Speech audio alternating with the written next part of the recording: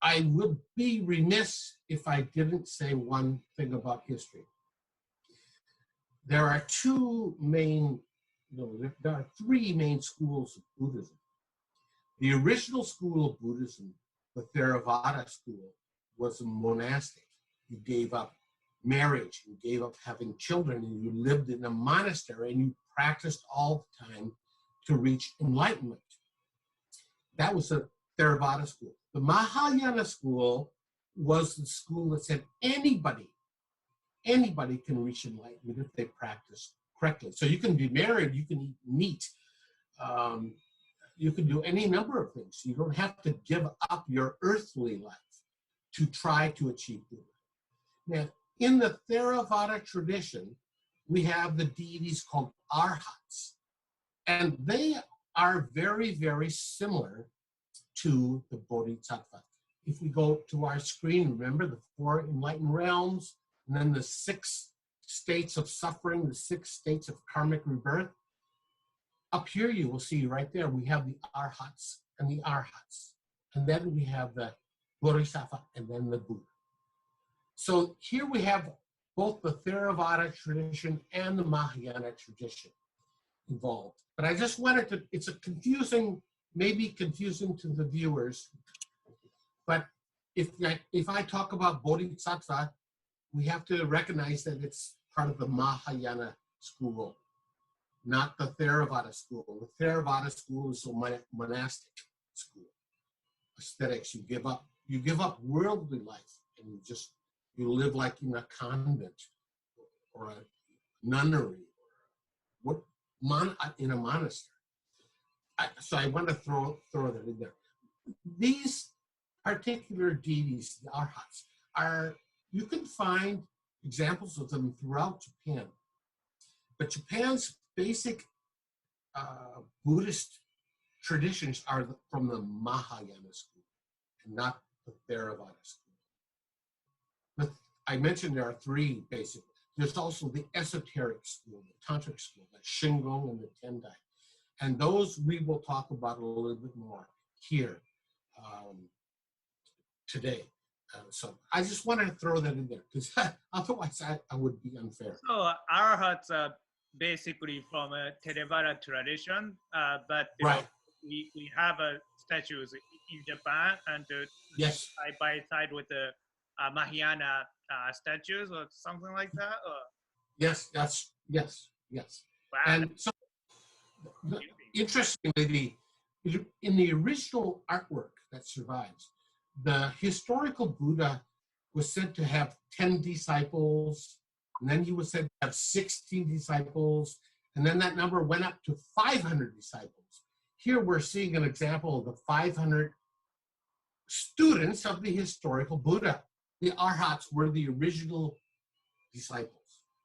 Like, Jesus Christ had 12 disciples. Well, the historical Buddha had his 10, then it was raised to 16, and then in artistic representations, we often get the 500. And they all have very curious faces. Every one of them has a different facial expression. And I have not studied the arhats. I have not really studied them. But I did feel remiss if I didn't mention them. Although they're not huge in Japan, you can find them in Japan. This is in Chiba, 20 minutes from my house.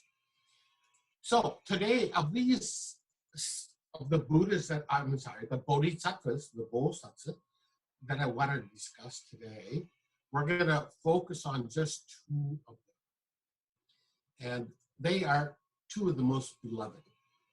Now, if you think understanding the Buddhas with their simple lump of knowledge, third eye, elongated ears, simple gowns is easy, it gets really confusing at the Bodhisattva level. Jizo himself, I have cataloged on my own webpage over 100 forms of Jizo in Japan. There's a Jizo that protects people in all 6 realms of karmic rebirth. There's the Jizo who protects aborted children, miscarried children, stillborn children. There's a Jizo who goes to hell and temporarily stops the purgatorial fires from burning so that people in hell don't have to put up with the fires for a little bit of time. So there's a whole bunch of different kind of Jesus. Kannon Bosatsu, the goddess of mercy, comes in many different forms as well. And we'll talk about some of those. I just wanted to show you from my webpage just some of the forms of the two I've cataloged. So let's go to, yes. So the Jesus, they don't have like a fancy ornaments and all that. So is there any reason behind? Because the viewers could be confused because we just learn about the rules, and now you're saying some of the rules don't apply to some of the bodhisattvas. There are exceptions to everything. There are exceptions to everything. But essentially, among the bodhisattva and the Bosatsu class, with crowns, ornamentation, nice gowns, Jizo is the exception. But Jizo doesn't look like a Buddha. He doesn't have a lump of knowledge. He doesn't have a third eye. He only has the elongated ears. He wears a simple gown, holds a 6-ring staff, and a wish-granting jewel. The 6-ring staff symbolizes the 6 levels of karmic rebirth and suffering. Jizo could go to each of those 6 realms to save people.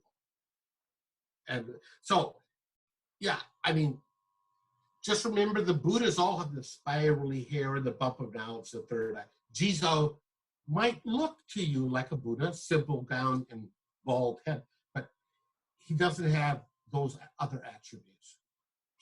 He again, is the only exception to the Bodhisattva. Wonderful. Most of them are princely, but Jizo is very earthly and down to earth. But in fact, Jizo means earth repository. Jizo means earth womb. And that might be something there. I'm not sure. That's a good question. I don't know the answer. Thank you so much. Thank you so much.